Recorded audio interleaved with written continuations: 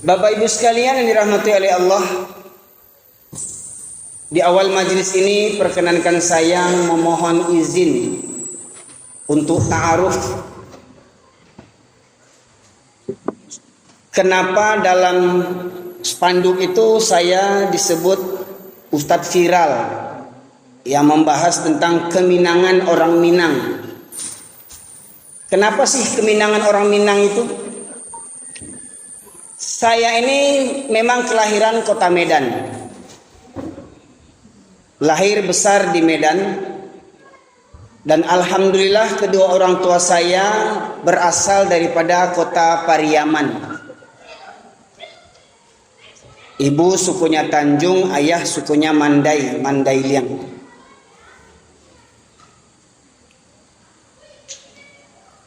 Setelah gempa 2009 saya baru hijrah dari Medan ke Pariaman. Berawal daripada renungan saya di tahun 2000. Ketika saya masih di Medan, tahun 2000 saya pulang kampung ke Pariaman ingin mengerjakan sholat subuh. Mirisnya ketika waktu sholat subuh itu warga desa tidak ada yang ke surau. Kita orang rantau, kita yang buka surau. Hidupkan lampu, buka pintu, hidupkan lampu. Lihat tikar berserakan, lantai tebal dengan abu, di atap banyak sarang laba-laba, di ujung surau di dalam itu berserak kertas BT. Ketika itu tasirok jantung ambo. Saya bergumam dalam hati, ya Allah ya Rabbi. Sejak tahun 95 selagi lajang saya berdakwah ke negeri orang. Di Cilacap sudah pernah, di Medan, di Mandailing Natal, di Aceh, sampai ke Malaysia. Orang bilang orang Minang itu agamanya kuat. Orang bilang kalau orang Minang pasti Islam. Tapi jangan lupa, itu dulu orang Minang pasti Islam itu dulu. Tahu enggak Bapak Ibu sekalian, orang Minang sekarang sudah banyak yang jadi pendeta. Pernah dengar? Siapa namanya Pak? Yanwardi Koto, orang Lubuk Basuang, pendeta, punya gereja di Jakarta, gereja di Mangga Dua, gereja orang Minangkabau. Jadi dulu pemuda lalu di surau dulu. Dulu falsafah kita orang Minang, adat bersendikan sara, sara bersendikan kitabullah, sara mengata, adat memakai, itu dulu. Apa iya? Sekarang tidak. Makanya saya katakan, kalau laki-laki Minangkabau orang Baradai, panuah surau kokok yo Baradai orang Minangkabau, otak yang banyak kini. Silahkan nenek mama beko sidang ambo silahkan.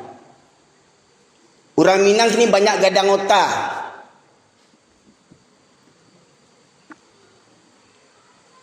Bukan namu banci orang Minang Pak Ibu ndak.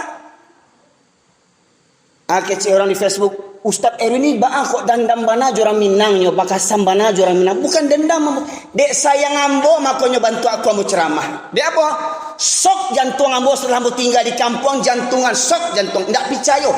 Raso ndak picayo. Banyak rasul picayo di Medan, Bapak Ibu sekalian, dekat saya tinggal Masjid Gang Kuba namanya, Masjid Kuba di jalan utama yang bertembusan dengan jalan Halat Kota Maksum. Kalau Bapak Ibu pernah ke Kota Medan dekat Masjid Raya, wirid subuh dilaksanakan seminggu 3 kali. Wirid subuh berapa yang hadir? Tidak banyak, cuman 300 orang wirid subuh. Coba tanya di tanah datar, kalau ada wirid subuh, berapa yang datang? Jujur saja. Mana alim ulama nagari tanah datar? Mana alim ulama Minangkabau? Mana masjid orang Minangkabau yang rami waktu subuh? Nyaris cuman cerita dulu.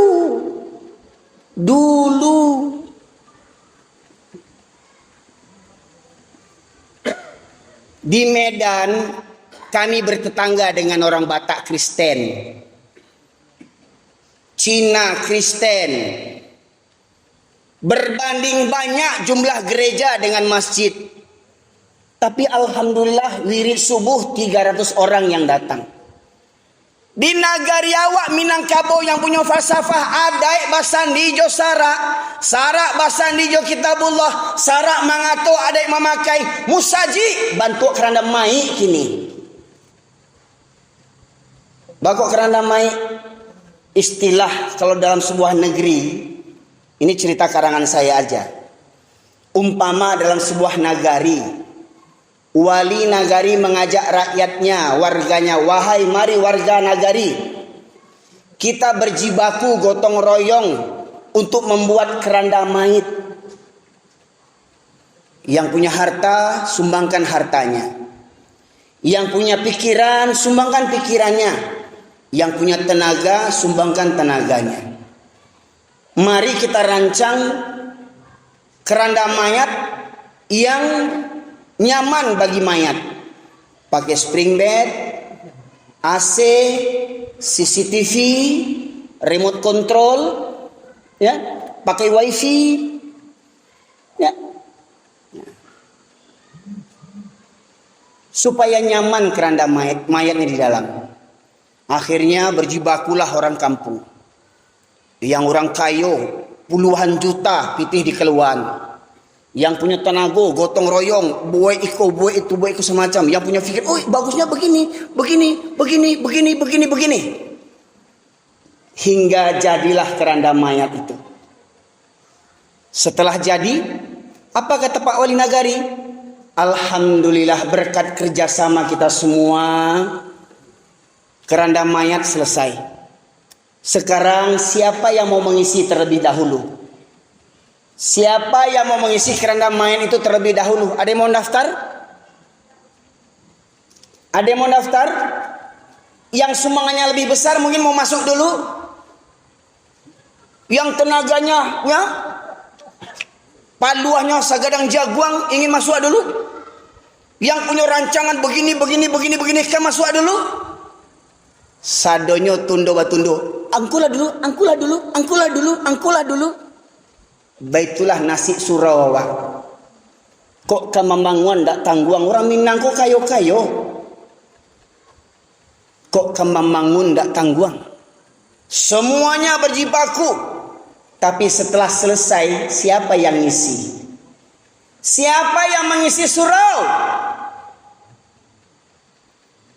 Alhamdulillah, mudah-mudahan ini bentuk kesadaran dari KNPI Tanah Datar yang semoga bisa diikuti oleh KNPI seluruh nagari Minangkabau. Biasanya mohon maaf yang namanya HUT pemuda itu tak terlepas daripada hiburan. Begitu juga termasuk nanti HUT RI. HUT ke tahun berapa nih Pak RI Pak? 78? 78, 79? 78. Sudah mulai jalan-jalan. Di stop untuk minta sumbangan. Apa kegiatan yang dibuat? Panjat pinang. Apa lagi? Orgen tunggal. Emang gak ada acara lain selain itu? Pertanyaannya, ketika dibuat orgen tunggal, dibuat lomba panjat pinang, berapa banyak pemuda Minangkabau yang sholat? Panitia tanggung jawab dosa semua peserta. Panitia menanggung dosanya. Termasuk yang memberikan sumbangan untuk panjat pinang dan orgen tunggal. Tanggung dosanya.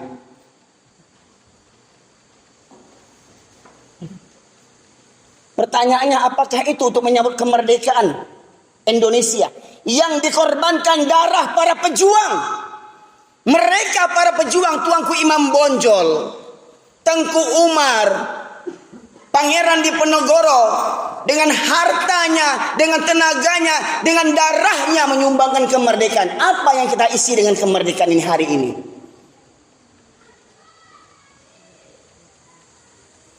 Dan semoga ini merupakan awal titik balik para pemuda, khususnya pemuda Minangkabau, babaliak ka surau.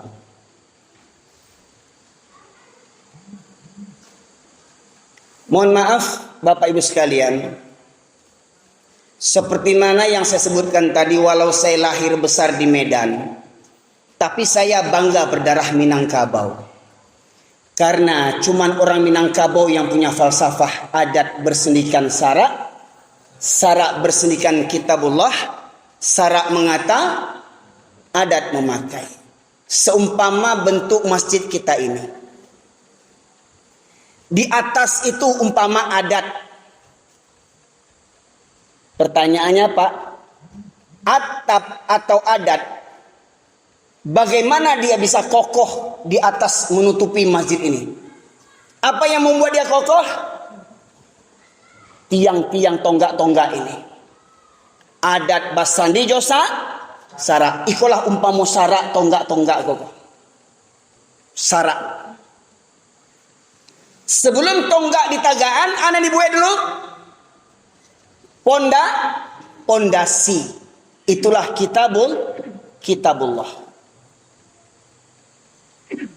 Jadi maknanya yang saya pahami, jangan sabui-sabui adai Minangkabau santiang. Jangan sabui-sabui adai Minangkabau paling santiang di dunia go. Kalau adai itu tidak sesuai jo sarak. Kalau adai tidak sesuai jo sarak. Kalau sesuai jo sarak, yo santiang ada itu. Tapi kalau tidak sesuai, jangan sabui adai Minangkabau. Malu kita, malu. Jangan sabui sarak. Sarak tu hukum Islam, halal haram, baik buruk. Kalau tidak bersumber daripada kitabullah. Apa kitabullah itu? Al-Quran. Kata Bapak Bupati tadi, pemuda Minang dulu pasti bisa baca Quran, pasti bisa menyolatkan orang tuanya ketika sholat jenazah. Pertanyaannya, bisa tidak diuji hari ini? Berapa banyak pemuda yang santiang baca Quran kini? Kok selama kok MTQ di Papua hanya untuk orang-orang tertentu? Coba mohon maaf. Seluruh anggota KNPI buat MTQ untuk peserta anggota KNPI. Berapa banyak anggota KNPI yang masih santiang baca Quran? Kau bukan gurauan, kau memang harus serius gitu. Kok menyanyi banyak nan santiang. Abah, oh ya abah, cengeng betul. Balagu santiang baca Quran, tabi paluah. Itu tampik lain indah di kodo.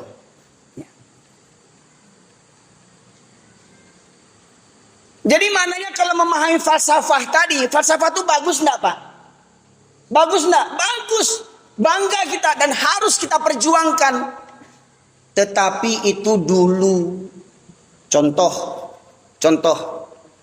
Bapak Ibu sepakat enggak sholat hukumnya wajib?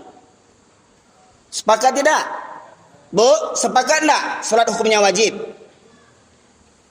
Orang sakit boleh enggak tinggal sholat? Hah? Dia enggak boleh berudu, enggak boleh kena air, gimana mau toharoh? Tayamum. Dah tayamum, kiranya enggak taluk tagak. Baga sholat. Duduk paru enggak taluk jo, baalai. Bagolek enggak bisa lo mangkit tangan, baalai.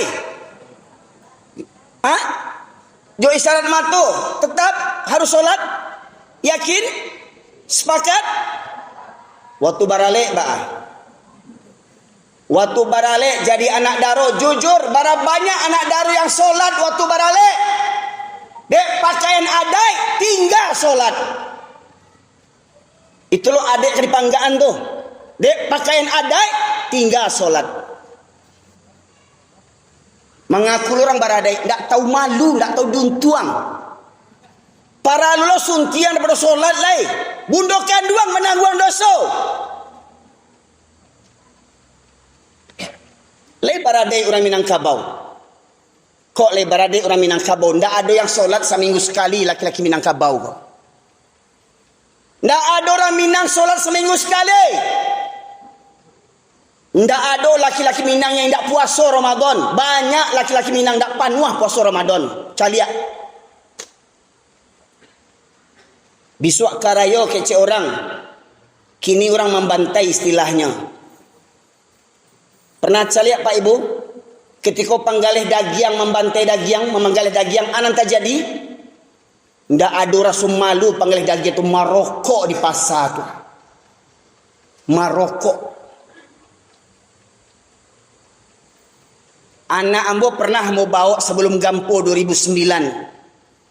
Ambo diundang khutbah Idul Fitri di Pariaman. Beberapa hari sebelum Lebaran, kamilah tiba di Pariaman. Ambo bawa anak ambo jalan ke Pasir, Kantai, Piaman, Pantai Gondoriah. Sedang perjalanan, apa kata anak ambo yang masih ketiga SD? Abi, beli teh botol lebih. Aus, nak, kita puasa nak. Ini bulan puasa. Itu bapak itu minum teh telur bi. Dia tengok bapak-bapak di pantai yang masang tenda untuk hari lebaran, yang jual daging, pada merokok, pada minum teh talun, minum teh botol. Kalau anak ambo bertanya di Medan bisa mau jawab, itu orang Batak Kristen nah. Itu opung Panjaitan Kristen yang merokok itu bulan Ramadan. Tapi kalau di Pariaman anak mau bertanya, ambo jawab. Lah banyak nah orang Kristen di Pariaman tuh sampai merokok santai junadu dar sobodoso orang.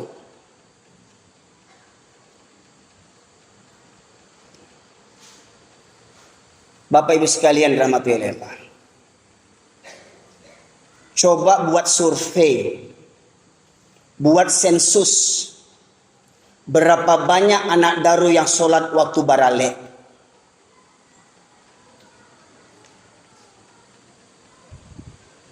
Para luluh, tadi Bapak Ibu sepakat orang sakit wajib sholat nak? Walau hanya dengan isyarat mata saja tetap wajib sholat. Nah anak daru kenapa tinggal sholatnya? Maka kewajiban tamu menyolatkan anak daru. Kenapa begitu? Dek mati kerancaan. Dek mati kerancaan tinggal sholat. Mengaku orang Minang tak tahu diuntuang. Orang Minang sebenarnya orang yang beradai. Bak kecik kita dulu orang Minang pasti orang Islam. Orang Islam pasti tak pernah tinggal solat. Walau sakit sekalipun. Itu orang Minang dan sebenarnya.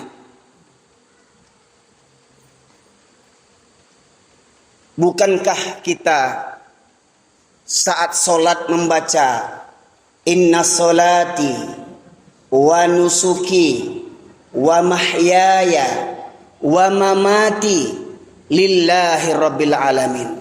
Sesungguhnya solatku, ibadahku, hidup dan matiku hanya untuk Allah. Mati umpama kita tidur, sebelum kita tidur solat isya. Bangun tidur solat subuh. Hidup mati kita solat. Bagaimana mungkin ada orang Minang tak solat? Bagaimana mungkin orang Minang solat seminggu sekali? Bapak sekalian.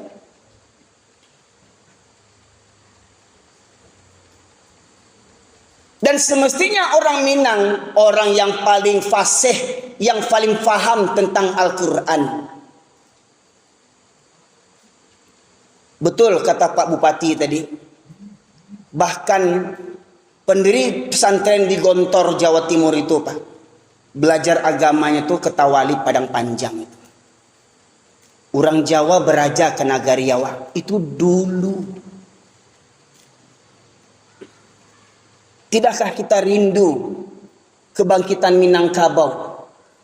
Maka tidak ada cara bangkit orang Minangkabau selain dari surau kita memulainya. Nonsen kalau tidak dari surau. Kalau ingin negeri yang madani, Rasulullah sallallahu alaihi wasallam hijrah dari kampung halamannya. Bayangkan Ibu, Nabi Muhammad SAW hijrah dari kampung halamannya karena apa? Karena orang kampungnya tidak menerima dakwah Rasulullah. Karena apa? Lebih berpegang teguh kepada adat tradisi nenek moyang yang jahiliyah. Hingga Nabi Muhammad SAW lari dari kampungnya untuk menyelamatkan agama. Hijrah ke Madinah, ke kampung orang lain. Dan awal hijrah ke Madinah, apa yang dibangun Rasulullah? Rumahnya, kantornya, lapaunya, apa? Masjid. Rasulullah lebih mengutamakan masjid daripada rumahnya sendiri. Di masjidlah Rasulullah mempersaudarakan kaum muhajirin dan ansar. Di masjidlah Rasulullah membina para pemuda hingga Islam bisa menguasai sepertiga dunia, ma'asyiral muslimin. Masjid di masa Rasulullah indak batonggak bantuak ko. Masjid di masa Rasulullah indak batok bantuak kini ko. Masjid di masa Rasulullah indak balantai bantuak kini ko. Kok masjid tua. Kini musajid nan banyak gini pakai AC, pakai marmer, pakai iko, pakai karpet yang tabah segala macam, cukui. Rami musajidnya baik tujuh. Misalnya.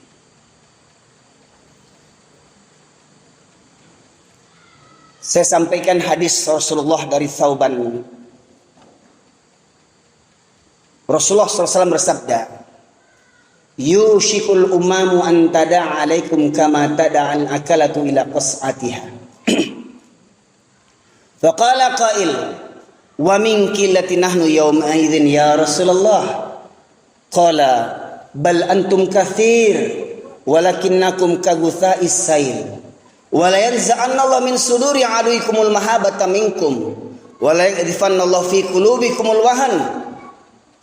Faqala qail wa mal wahan ya Rasulullah, hubbud dunya wa karahiyatul maut. Rawahu Ahmad wa Baihaqi. Rawahu Ahmad wa Abu Daud. Rasulullah bersabda yang artinya akan datang suatu masa nanti kita umat Islam akan diperebutkan, akan diperangi, akan dimusnahkan, akan difitnah oleh berbagai kalangan orang yang membenci Islam, termasuk orang yang munafik, berkedok Islam tapi mereka benci pada Islam. Mereka berebutan untuk menghancurkan umat Islam dari segala arah. Seperti orang lapar memperebutkan makanan. Contoh ini ada hidangan Bapak Ibu sekalian. 5 potong roti dihadapkan ke depan orang yang banyak, yang lapar. Kira-kira bagaimana bentuk roti ini? Mereka akan berebutan sampai hancur berserakan roti-roti ini. Begitulah nanti nasib umat Islam, kata Rasulullah 1400 tahun yang lalu. Lantas sahabat ada yang bertanya, apakah ketika itu kita minoritas ya Rasulullah? Apakah ketika umat Islam jumlahnya minoritas sampai mereka tertindas? Apakah Rasulullah? Oh, bahkan kalian mayoritas. Kalian mayoritas umat yang terbanyak. Tapi banyaknya kalian seperti buih di atas air yang tak punya kekuatan. Nampaknya banyak, tak punya mental pejuang. Banyak tapi hina. Banyak diatur oleh orang minoritas. Bahkan ketika itu kalian mayoritas, kata Rasulullah.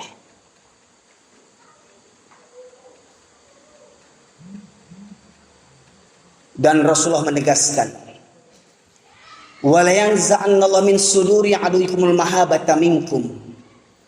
Dan Allah mencabut rasa takut musuh-musuh terhadap kalian. Allah mencabut rasa takut musuh-musuh terhadap kalian.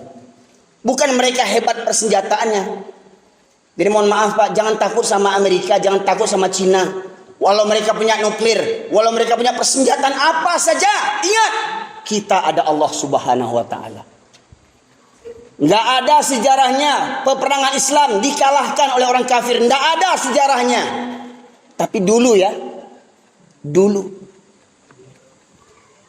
Lihat dalam ayat Al-Qur'an. Bahkan Allah mengutus para malaikat di tengah-tengah barisan kaum muslimin. Terus apa yang ditakuti oleh orang Islam? Malaikat bersama kita ikut berperang. Bodoh amat kita takut sama Amerika. Bodoh amat takut sama Cina.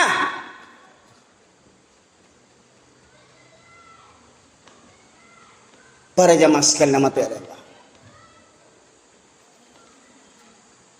Penggalan ayat hadis tadi, mari kita telusuri. Allah cabut rasa takut musuh-musuh terhadap kalian umat Islam. Dan Allah tunjukkan makar orang-orang kafir.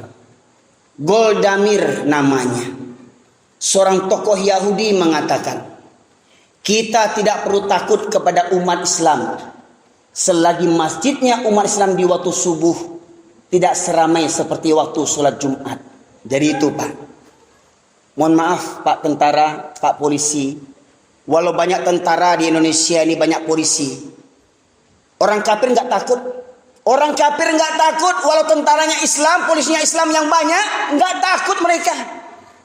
Selagi masjid-masjid kita di waktu subuh tak seramai seperti waktu sholat Jumat. Ini PR Pak polisi, ini PR Pak TNI, ini PR kita semuanya.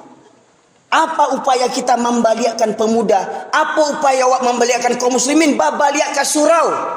Alhamdulillah kerjasama kita sebenarnya Pak. Dalam satu barisan TNI, Polri, masyarakat yang muslim. Ingat, yang membuat kita mulia bukan NKRI.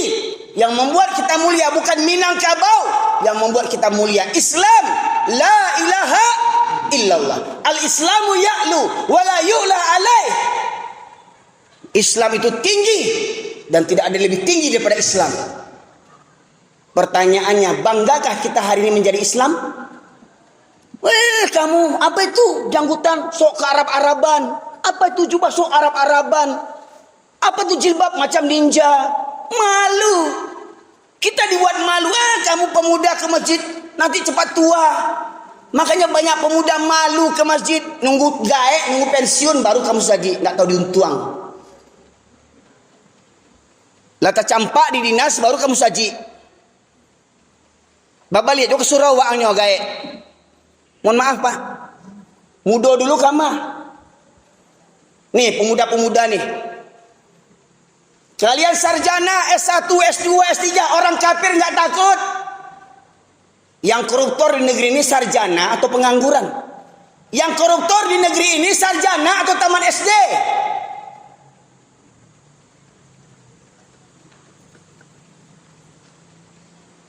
Jangan bangga dengan sarjana, mohon maaf. Di Pariaman tempat saya ada sekolah perguruan tinggi STIB namanya. Pernah dengar? Apa itu namanya? Sekolah tinggi ilmu baru. Jadi jangan sepele jo baru Pariaman.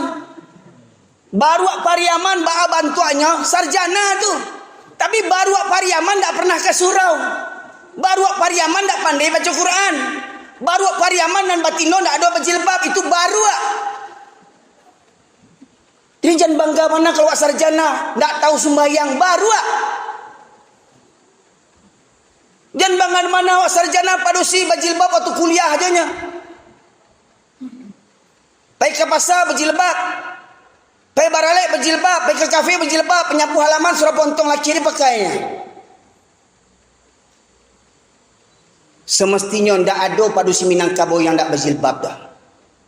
Sejak keluar awal darah haidnya, sejak saat itulah wanita Minangkabau wajib berjilbab. Pertanyaannya, adakah wanita di daerah ini yang keluar rumah tidak pakai jilbab? Ada nak? Tanya jo Pak Jatuh, agama kau. Agamanya. Semestinya di Minangkabau kau tidak ada padusi yang tidak berjilbab. Kalau yo sesuai jo falsafah, adek basani jo sarak basani jo kitabullah sarak mengatur adek memakai. Adik-adik mahasiswi,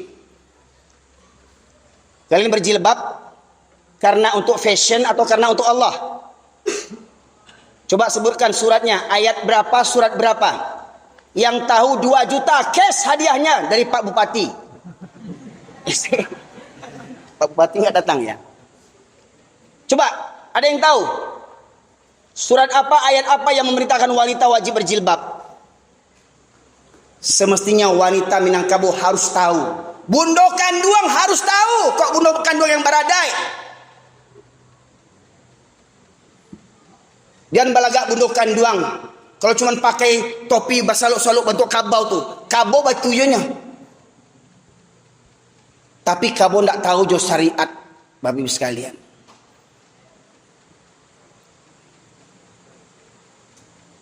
Ada yang tahu adik-adik? Mahasiswi? Mahasiswi bukan yang depan itu? Bukan? Warga sini? Nah, coba surat apa ayat berapa? An-Nur 31. Kurang tepat. Itu tentang kewajiban berkerudung dan siapa laki-laki yang boleh melihat aurat wanita. Kalimat jilbab itu, ya ayyuhalladzina amanu, ya, qul li azwajikum wa banatikum wa lisa'il mu'minin ayudina zinatahunna. Hendaklah wahai Nabi, katakan kepada istri-istrimu, anak perempuanmu dan istri-istri mukmin, hendaklah mereka mengulurkan jilbabnya ke seluruh tubuh mereka. Surat apa? Ayat? Nengok bocoran? Jujur? Enggak nengok bocoran? Jujur? Betul? Ya nih DP-nya bolu cek. Beko ke rumah Pak Bupati, minta 2 juta. Ya, kok diagi ya? Ya. Jadi semestinya orang Minang ini lebih tahu agama, lebih tahu syariat, lebih tahu Islam dibandingkan suku-suku yang lainnya. Semestinya begitu. Kalau mengikut falsafah tadi. Sebab orang Minangkabau adanya saja lahia, lah baradai itu. Kenapa? Alun balih lah baradai itu. Ada orang Minang kalau lahir anaknya di hari ke-7 dipangan, dikikahkan, dicukur rambutnya, dibotak, ditimbang setimbang timbangan pera atau ameh, ditabalkan namanya di hari yang ke-7, ditahnik dengan kurma oleh ayahnya. Itu ada orang Minangkabau semestinya. Bukan lahiana beko di bawah tempat tidur. Agiah banang, agiah guntiang, agiah ladiang, agiah pangku. Agiah bawang putih, bawang merah, tomat, lado. Kadi panganan nak tu, kadi serabui. Supaya tak kena palasi. Itu ndak ada orang Minang tu. Itu ada jahiliyah. Ada orang Minang lahiana kok dia azan kok dikomat gai. Walau ulama mungkin berbeda pendapat. Kemudian orang tuanya mendoakan anaknya. U'idzuka untuk laki-laki, u'idzuki untuk perempuan. U'idzuka bi kalimatil hitamah min kulli syaitanin wahamah wa min kulli anin lamah. Itu adik Minangkabau semestinya begitu. Balik kepada pendapat tokoh Yahudi tadi. Jadi mohon maaf, saya nggak tahu nama Pak TNI, Pak Polri, ya, yang mewakili. Jadi seberapapun hebatnya persenjataan TNI Polri Indonesia, mohon maaf, bisa nggak ngalahkan corona, Pak? Nggak bisa. Ya, kita dengan corona terusir dari masjid. Nggak ada dunia, bahkan Arab Saudi nggak bisa ngalahkan corona. Ka'bah tutup, nggak ada haji, nggak ada umrah. Dunia nggak bisa melawan corona. Corona itu ciptaan siapa? Allah. Maka Allah yang bisa memusnahkannya. Maka jangan jauh dari Allah. Dekat kepada Allah. Itu kuncinya. Dan apa tempat yang paling layak untuk kita dekat kepada Allah? Masjid. Jadi Pak pemuda, tolong pahami ini. Orang Yahudi tadi mengatakan, kita tidak perlu takut kepada umat Islam selagi masjidnya umat Islam di waktu subuh tidak seramai seperti waktu sholat Jumat. Pertanyaannya, kapan masjid kita di waktu subuh ramai seperti sholat Jumat? Mohon maaf Pak, kalau Jumat penuh masjid ini Pak? Penuh. Subuh gimana? Satu sof penuh? Satu sof penuh? Dua sof? Penuh? Dua sof penuh. Pertanyaannya, sudah ada gereja sekitar sini belum? Gereja belum ada, jamaah lalangan. Kok orang sekitar kau aja tidak cukup masuk musajid panuah kah? Bapak Ibu sekalian, ini PR kita bersama. Bagaimana supaya waktu subuh masjid kita bisa ramai? Nah ini, kalau dapat KNPI yang memulainya kok. Buat gerakan subuh berjamaah untuk pemuda. Jadi Pak, Ambo dalam sebuah negeri di Minangkabau kok. Bahkan sejak Ambo lajang tahun 95, Ambo majak murid-murid Ambo lalu di surau. Ambo berikan program, salah satu program untuk KNPI. Paling tidak sebulan sekali buat gerakan mabit. Apa mabit itu? Malam Bina Iman dan Takwa. Anggota KNPI tidur di masjid, malam mingguan di masjid. Apa caranya? Tahsin tajwid, belajar baca Quran balik.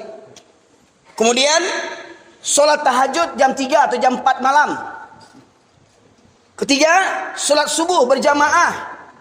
Keempat, mendengarkan tabligh akbar. Kelima, baru kita olahraga. Apa olahraganya? Mau touring kah? Mau sepeda santai? Mau jalan santai? Mau main volley? Mau main bola segala macam? Silahkan. Tapi diawali dengan kewajiban kepada Allah dulu. Nah, ini program kalau mau saya tawarkan.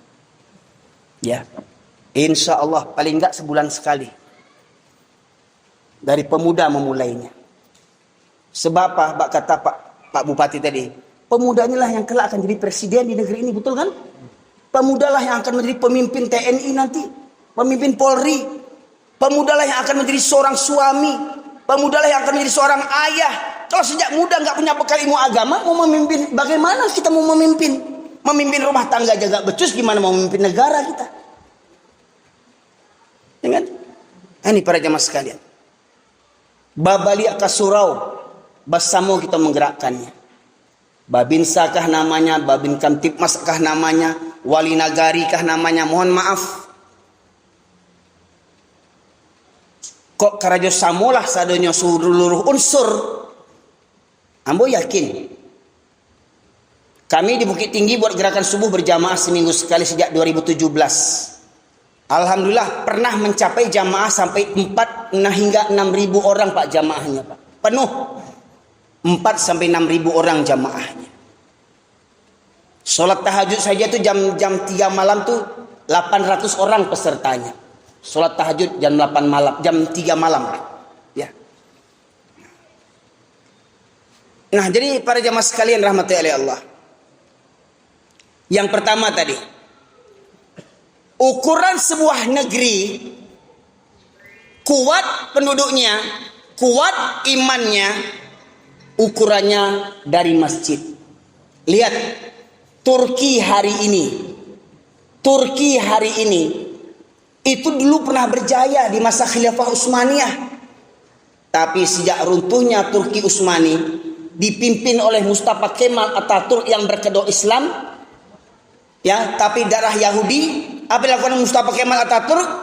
Merubah kumandang azan berbahasa Arab dengan bahasa Turki. Hati-hati. Kita belum ada rencana merubah bahasa azan dengan bahasa Turki.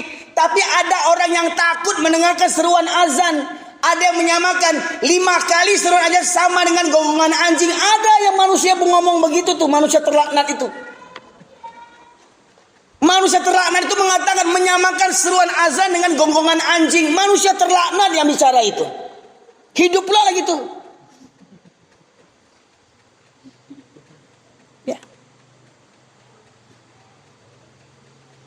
Para jamaah sekalian mati oleh Allah. Maka kenapa khutbah saya, ceramah saya berapi-api? Karena sadarilah kita ini dalam kondisi perang. Perang apa? Memang kita nggak diperangi dengan senjata. Tetapi mereka memerangi kita dengan apa? Dengan cara berpikir kita. Sampai ada organisasi Islam terbesar buat pertemuan hanya untuk membahas apa? Jangan katakan kafir kepada orang di luar Islam. Loh, kalau nggak boleh katakan kafir, terus surat Al-Kafir mau diapain? Qul ya ayyuhal kafirun. Itu Allah yang berfirman. Nggak kurang ajar tuh organisasi itu tuh. Allah menegaskan orang yang tidak beriman kepada Allah dan tidak beriman kepada Rasul, atau beriman kepada Allah tetapi tidak mengakui Muhammad sebagai Rasul, kafir dia. Mau tersinggung mau enggak, emang gua pikirin. Itu firman Allah. Aneh, akhirnya Islam mau dirubah-rubah bertahap demi bertahap, kita nggak sadar. Coba renungilah Pak, apa betul di Indonesia ini teroris cuma orang Islam? Apa betul orang Islam itu teroris? Apa betul orang yang berjenggot itu teroris? Kenapa kok kita dituduh teroris? Kita mayoritas kita dituduh teroris. Seakan-akan ustaz-ustaz jahat, radikal, ditangkap, dipenjara. Coba jujur kita. Betulkah umat Islam biang kerok di negeri ini? Bahkan pendeta mengakui, Pak, lihat yang viral itu, pendeta mengakui apa? Syukur di negeri ini yang mayoritas beragama Islam. Kalau enggak, LGBT sudah disahkan di negeri ini. Bayangkan, negeri ini ditekan oleh PBB, Amerika dan negara-negara yang lainnya untuk mengesahkan undang-undang LGBT. Laki-laki boleh kawin dengan laki-laki, perempuan kawin dengan perempuan. Mau dilegalkan undang-undangnya. Kalau terjadi itu, innalillahi wa inna ilaihi raji'un. Walau banyak tokoh-tokoh Islam munafik di negeri ini yang mendukung LGBT, coba bayangkan. Demi alasan hak azazi manusia. Coba bayangkan.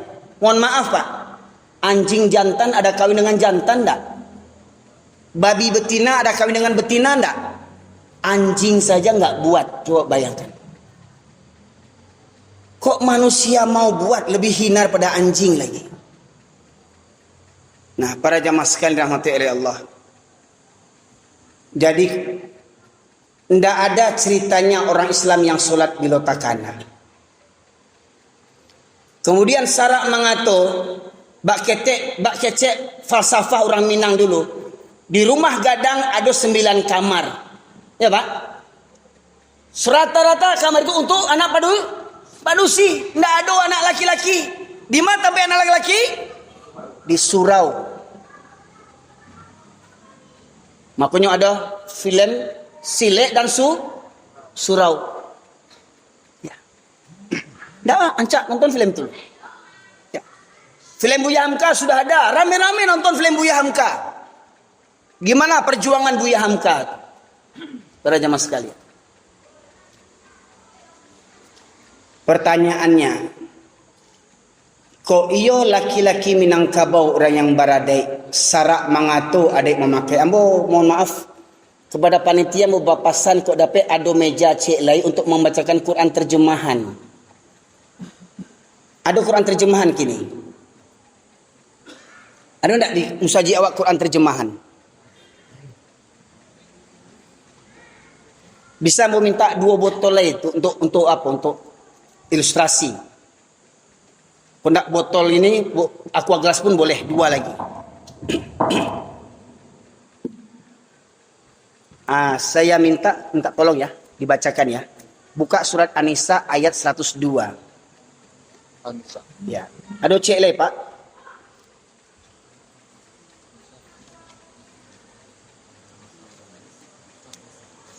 Kenapa?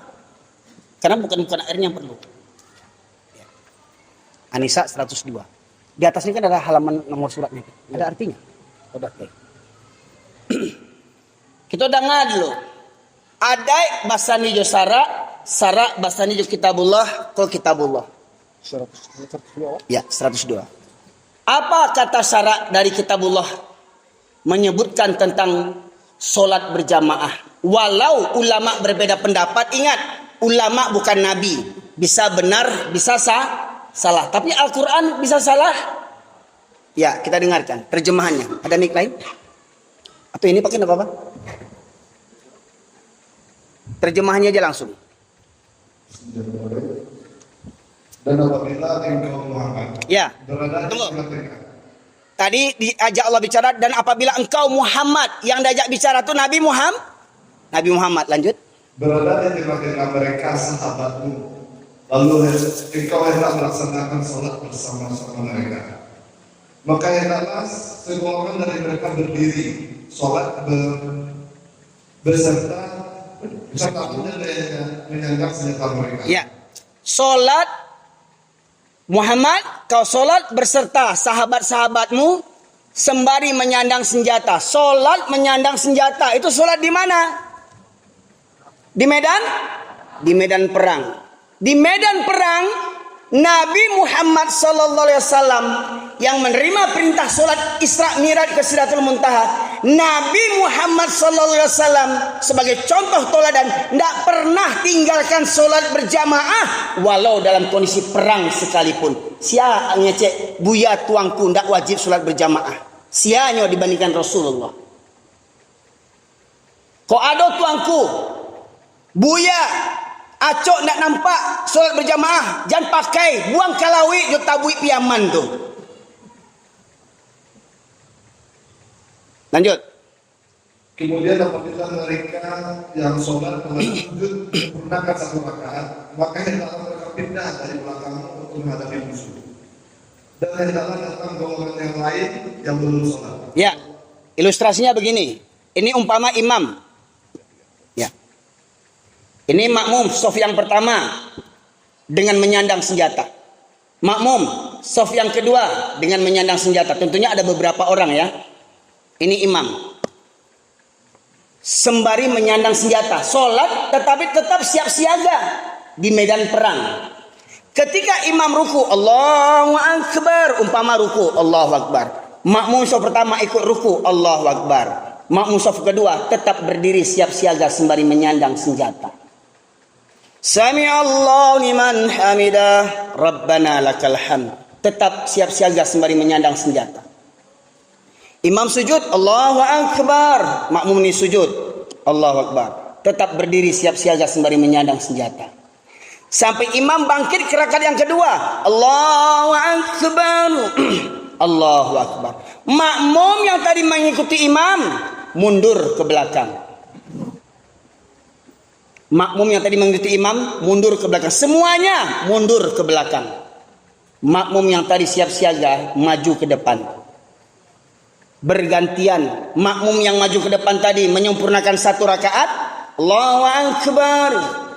Ini yang mundur siap siaga sembari menyandang senjata. Imam berdiri menunggu sembari siap siaga menunggu mereka ini menyempurnakan satu rakaat. Imam berdiri menunggu sampai bangkit makmum ini ke rakaat yang kedua, Allahu Akbar, baru dimulai rakaat yang kedua. Pak, di medan perang, Nabi Muhammad sallallahu alaihi wasallam yang kita sanjung-sanjung, yang kita idolakan, di medan perang apa taruhannya solat? Nyawa taruhannya. Di medan perang bawa karpet? Di medan perang ada atapnya? Di medan perang pakai kipas angin, pakai AC? Di medan perang data tanahnya boleh jadi di bebatuan, di rerumputan, di pasir, di bukit, di gunung, pinggir sungai, pinggir laut. Nabi Muhammad sallallahu alaihi wasallam dan para sahabat yang dijamin masuk surga tetap mengerjakan solat berjamaah. Buya hari ini, tuangku hari ini, alim ulama hari ini masih bermalas-malasan berjamaah. Siapa mereka dibandingkan Rasulullah? Dan kita laki-laki Minangkabau siawa di medan perang Nabi tetap mengerjakan sholat berjamaah. Laki-laki Minangkabau, nenek mama, alim ulama, cadia pandai, datua. Lai tibo sholat berjamaah ke masjid 5 waktu. Jangan gadang otak jo le. Dan gadang otak balagak mengakurang Minang. Pangi cua. Ini yang saya kritisi. Satu baru. Tentang sholat. Jadi semestinya tidak ada orang Minang yang sholat kapan maunya. Tidak ada laki-laki Minangkabau yang malas datang ke masjid. Masih ayat yang tadi? Lanjutkan.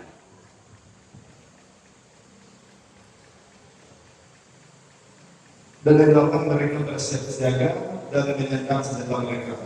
Orang-orang kafir ingin agar kamu lengah terhadap senjatamu dan harta bendamu. Lalu mereka menyerbu kamu sekaligus. Dan tidak mengapa kamu meletakkan senjata-senjatamu jika kamu mendapatkan sesuatu kesusahan karena hujan atau karena kamu sakit. Ya, jadi ada rukhsah keringanan bagi laki-laki untuk tidak mendatangi sholat berjamaah. Dalam ayat ini ada 2, walaupun banyak rukhsah yang lainnya. Di antaranya karena hujan atau karena sakit. Kalau memang karena hujan lebat, badai, boleh nak ke masjid. Hari ini apa mau alasan kita nggak hujan? Oh hujan, payung ada, mantel lain, Auto Pajero lain, Auto Avanza lain, Auto Innova lain, pai ke Padang talok, pai ke Kantua talok, walau hujan, pai ke Musaji, baan tak talok. Alasan awak lain.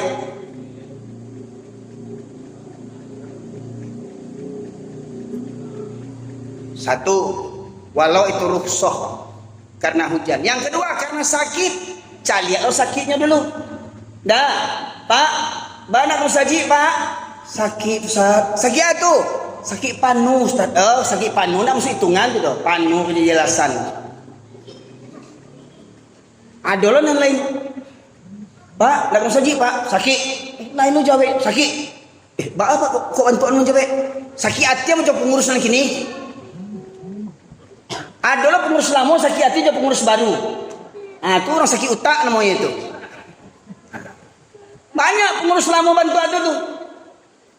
Merasa bajaso, ndak ada ambo musaji ko ndak kan duit musaji ko doh.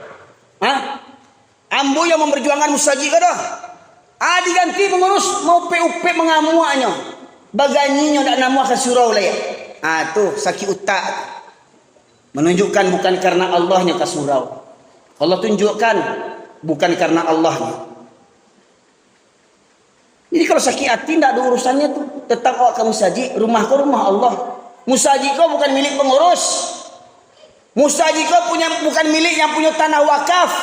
Musaji kau milik Allah. Tuh tentang solat berjamaah. Di medan perang Nabi tetap mengerjakan sholat berjamaah. Kemudian surat Al-Baqarah 43. Wa aqimus shalah wa atuz zakah warka'u ma'ar raki'in. Dirikan sholat, hukumnya tunaikan zakat, hukumnya warka'u ma'ar raki'in. Apa maksudnya? Ruku bersama orang-orang yang ruku. Apa maksudnya? Sholat berjamaah wajib bagi para laki-laki, tidak bagi para wanita. Maka Rasulullah mengatakan sebaik-baik sholat laki-laki di masjid, sebaik-baik sholat wanita di rumah. Kalau wanita meminta keringanan, meminta izin untuk sholat di masjid, jangan dihalangi asalkan terhindar daripada fitnah. Jadi kalau ada laki-laki sholat di rumah, itu namanya laki-laki solehah. Ada datua suku sholat di rumah, datua solehah. Nah, ada orang mengecek ceramah bu kareh Ustaz Erwin ko kareh ceramahnya. Nah, coba buka surat Katujuh.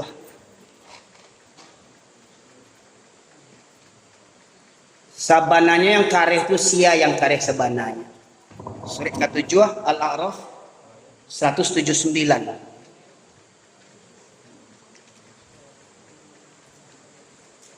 Ya, terjemahnya ya baca.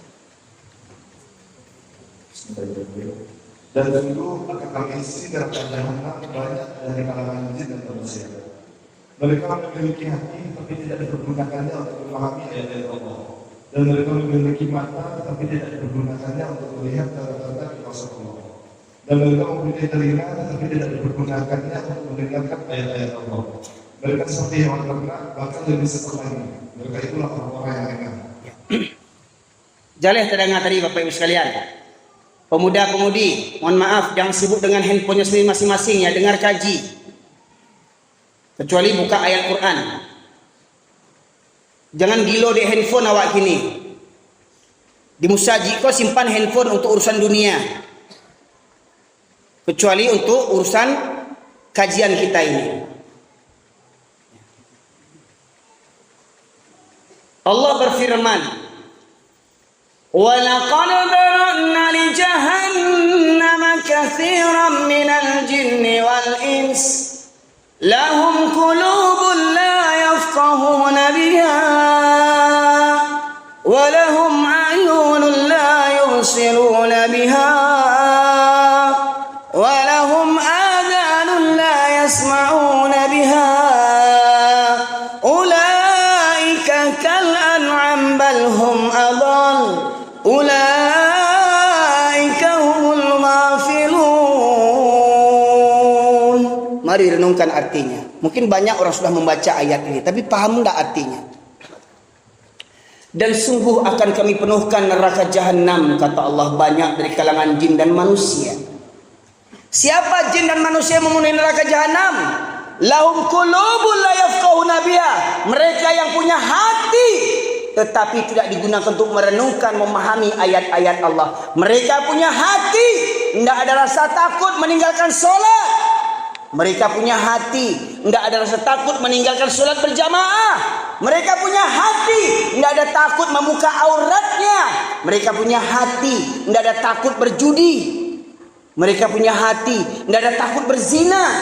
Tidak ada takwi ke Allah. Walam ayunul la yubsiruna biha. Mereka punya mata, tidak digunakan untuk melihat tanda-tanda kebesaran Allah. Ini mohon maaf, adik-adik mahasiswa, ada yang dari Padang. Ini mahasiswa dari mana? Padang, kampus mana? Bung Hatta. Berarti gempa 2009 lah gadang dah. Letakkan Gampo 2009. Bantu kota Padang. Bantu Hiroshima yang Hotel Ambacang, data sampai kampus di Matu, Gajah Mada tuh Ganesha, ya sedang bimbel, dimpi bangunan, Patamuan, Pariaman, tiga kampung di Banam di Allah, muju alhamdulillah jule itu, ndak ada tsunami, muju alhamdulillah, muju aja itu.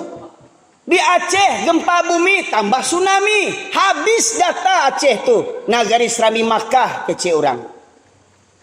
Donggala Palu Sulawesi gempa bumi, tsunami, likuifaksi, tanah berjalan.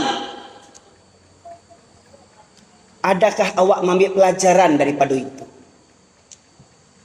Ketika gampo siang awak sabui, ya Allah, ya Allah, ya Allah, ya Allah, ampun ya Allah, ya Allah. Allah basabui ketiga gampo. Habis gampo, kan hancak aku dapat tiap hari gampo nak. Dia takkan awak jo Allah taruh. Kau dapat tiap hari gampo awak ndaknya. Dia tasabui nama Allah taruh. Tuh. Walahum adhanun la yasma'una biha. Mereka punya telinga tetapi tidak digunakan untuk mendengarkan ayat-ayat Allah. Orang yang punya hati tidak ada takut kepada Allah, punya mata tidak ambil pelajaran, punya telinga tidak mendengarkan. Mendengarkan maknanya apa? lain mandangah tapi tidak masuk dalam hati. Masuk telinga kanan. Kalau keluar telinga kiri masih mending tu bu. Aduh lalunya kok nak masuk telinga kanan, keluar balik depan nak kanan lihat. Tak sumbek telinga tu. Lah menengah kaji tidak ada jo perubahan lain. Lah menengah kaji tidak ada jo perubahan lain. Kata Allah, ulaika kal an'am. Mereka seperti binatang ternak, bahkan lebih sesat dan hina daripada binatang lagi. Mohon maaf, kalau ada orang Minang masih solat bolong-bolong jolai, menurut ayat kau sama jo apa kau? Hah? Binatang, buruk atau binatang lain. Kau ada orang Minang solat bila takana, binatang. Kau ada anak daru Jomara Pulai waktu baralik ndak sembayang, mana pulai binatang anak daru binatang. Kaci orang kasar kaji ambo, iya kasar pak. Hah? Firman surat apa tadi itu? Ayat mana? Coba. Kau Quran kau? Asli Quran kau? Hah? Asli Quran kau? Yang menyebut binatang tadi siapa? Allah atau ambo? Allah yang menyebut jangan berang kambo. Kok berang kamu ambil Quran kau, bakal Quran kau. Ya. Di samuan jo binatang ternak jo dan amuah wak. Binatang ternak tu kabau di ternak orang dak. Jawi ternak orang dak. Lain amuah wak di samuan gitu. Jadi kalau ada minantua pejabatnya sumbayang milutakana pejabat binatang. Minantua wa S1, S2, S-teler, solat bila takana, S-teler binatang. Akhir dipanggaan, ganteng, handsome, pretty woman. Oh my God. Banyak mantan-mantan korbannya. Mantan kamu berapa? Mantan. Ya Allah. Dek, pacaran tuh haram.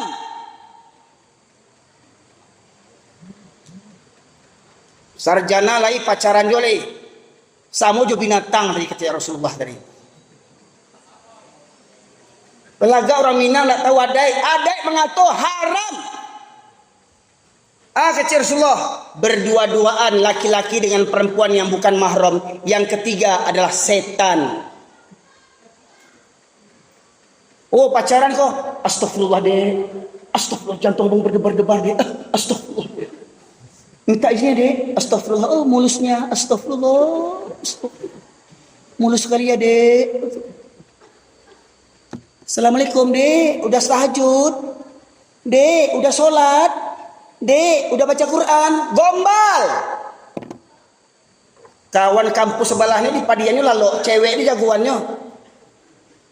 Kawan satu kosnya di padiannya lalu dah. Cewek ini dinyainnya sholat tu. Kan? Gombal.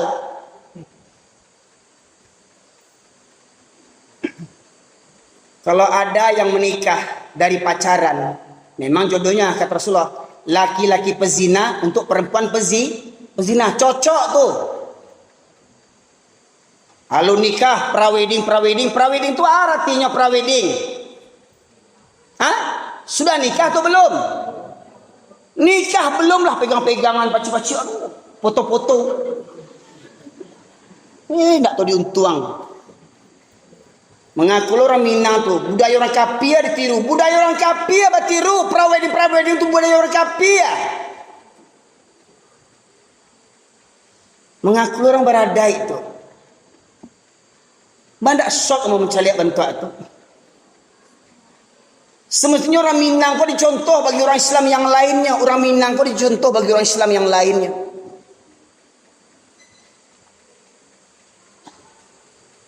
Mohon maaf, indua haji, bapak Pak Haji, anak beralik bantu orang Kapia. Sumbayang ndak guna haji itu doh, kena rako tempeknya tu. Rela nyo anaknya beralik ndak solat. Baalai. Baalai.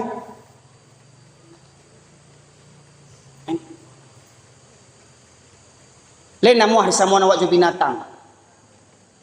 Binatang ternak, kabau, lain namuah nak. Kini dengar dia. Surat yang sama, ayat 176.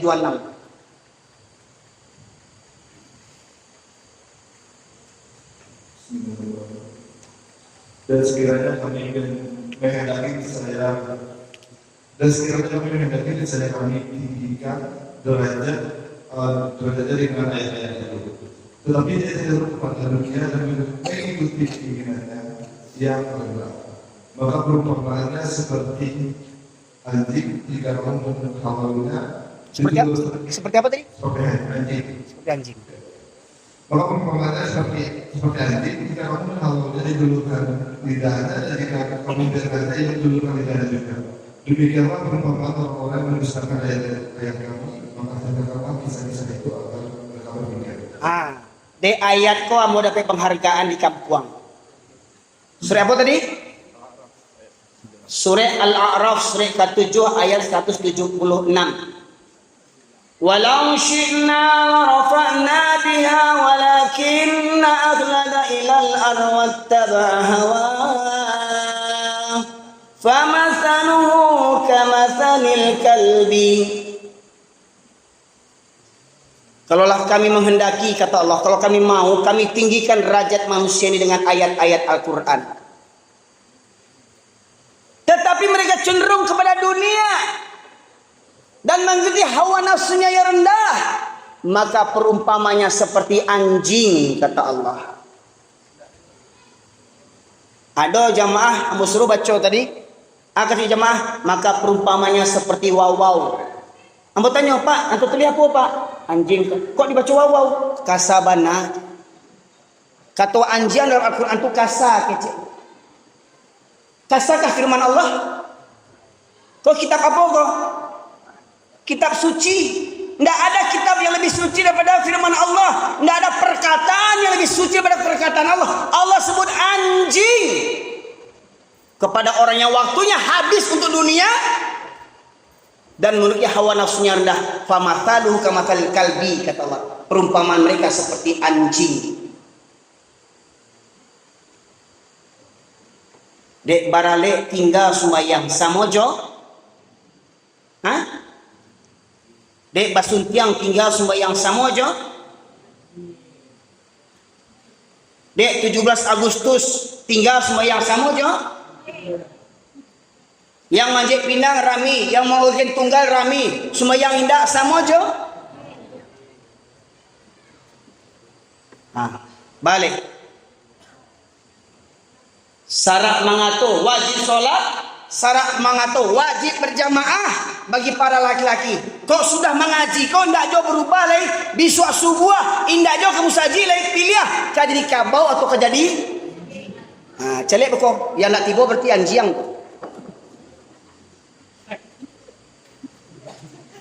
Yang nak kamu saji kau subuh anjing tu. Bukan tak tahu, tak tahu. Tinggal pilih, kau jadi anjing atau kau jadi kabau. Kau bukan ambo yang ngecek, Pak. Mohon maaf, jangan kecek ambo kasar. Okey, ambo rubah frustrasinya. Maka perumpamannya seperti anjing. Jadi kalau nanti ada yang sholat subuh, ada yang nggak sholat, itu sama dengan anjing. Kalau ada datua-datua, nenek mama, alim ulama, cerdik pandai, ndak kamu saji, itu nenek mama anjing. Kok datua-datua, enak kamu saji, datua anjing. Kok ada bundukan duang, berjilbab waktu barale, menyapu halaman ndak berjilbab, anak gading ndak berjilbab waktu kamu saji, ke kampus kamu saji, kamu berjilbab, lapis dari itu ndak berjilbab. Ini bundukan duang anjing.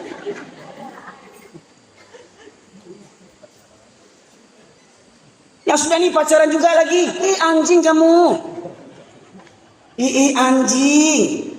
Anjing sarjana juga ya. Anjing. Kasar ya. Bila lo kesadar lain kalau bantu tu gaji. Awak lah Islam 7 keturunan tak tahu jawab lain. Makanya Pak mohon maaf kok dapat sudah tablik albar kau. Pemuda-pemuda setiap ada wirid datanglah ke masjid. Kau nak jadi pemuda Anji yang sudah boleh. Tampang le gagah, bisnis lai sukses, sumbayang indah, musuji indah, sama juan jiang, artinya ni. Makanya bu jangan salah pilih berminantu juan jiang. Kalau ke berminantu ibu jangan tanya di mana karajo, bara gaji. Emang ibu inspektorat? Bertanya ke minantu di Makarajo baragaji. Tanya ke calon minantu tu le pandai sumbayang, le pandai mengaji. Pandai ibu, cukulah kok iyo.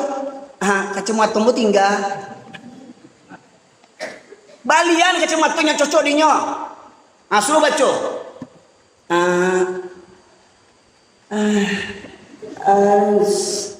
Tabi paluah. Itu kadimat di minantu tu. Solat malaki dape apel ke rumah pacar basubok calon mintuo. Bu bisa pinjam sarung bu mau solat. Wih gayanya pinjam sarung mau solat. Lah dape bah biru muka anak tu puak masailah. Prawedding nggak tanggung foto gadang di rumah tu foto prawedding. Sabulan bacarai hilang foto tu. Agak dipanggaan. Jadi ibu, kalau ingin cari minantu di musaji waktu subuh. Sia yang rajin datang ke musaji waktu subuh, ambil jadi minantu walau umurnya 60 tahun. Lu kok galak? Kok cemee nampaknya? Sebab dan banyak kasuro yang 60 kata yang banyak yang pemuda-pemuda banyak. Hai pemuda, mana yang rutin ke masjid waktu subuh? Ambo yakin minantu ibu yang 60 tu tidak akan selingkuh lagi. Tak percaya cuba cek. Matilah apa kok di mana? Cek subuh besok. Ambo yakin menantu ibu yang 60 tu tidak akan selingkuh. Setia ke bininya, kamar-kamar di paciknya anak ibu tu. Batu capek benar kopi, aku jatuh juga.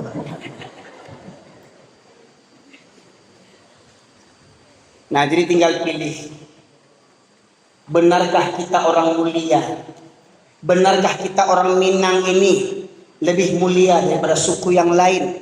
Hingga banyak ibu-ibu kalau anaknya kekawin, dia nikah ke orang Jawa, dia nikah ke orang Batak, dia nikah ke orang apa segala macam. Emang orang Minang kok benar yang paling hebat? Orang Minang kok benar paling santiang di dunia kok. Awak hebat bukan Minang awak. Awak hebat dek takwa awak. Nah, sudah kaji kau?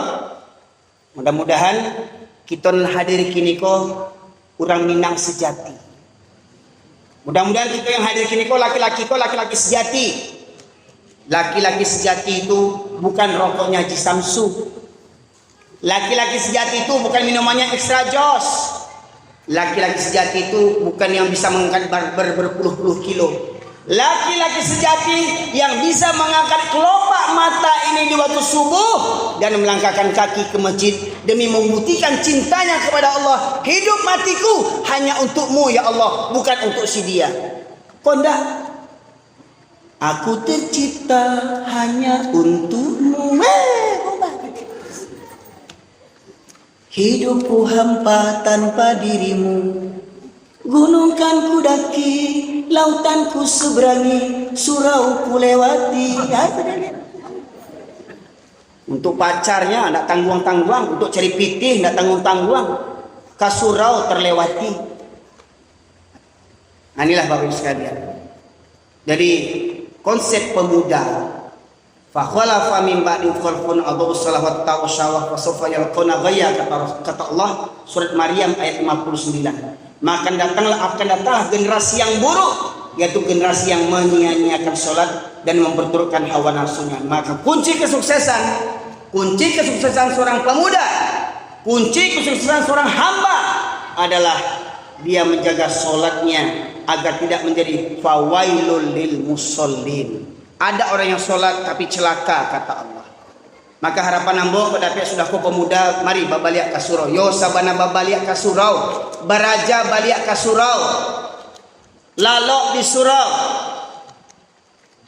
Baik sekalian, semoga kiranya dengan peringatan ulang tahun 50 tahun KNPI ini benar-benar membawa perubahan, dan kita berharap niat tulus panitia dan KNPI untuk mengawali ulang tahun ini di usia yang 50 tahun, bukan usia muda lagi sebenarnya, sudah usia matang.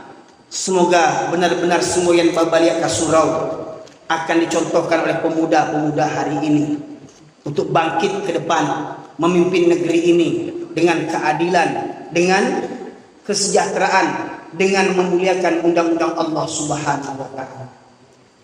Maka mari kita bekerja sama dengan aparat-aparat, Pak TNI, Pak Polri, Wali Nagari, ya seluruh masyarakat, nenek mama, alim ulama, cariak pandai, bundo kandang.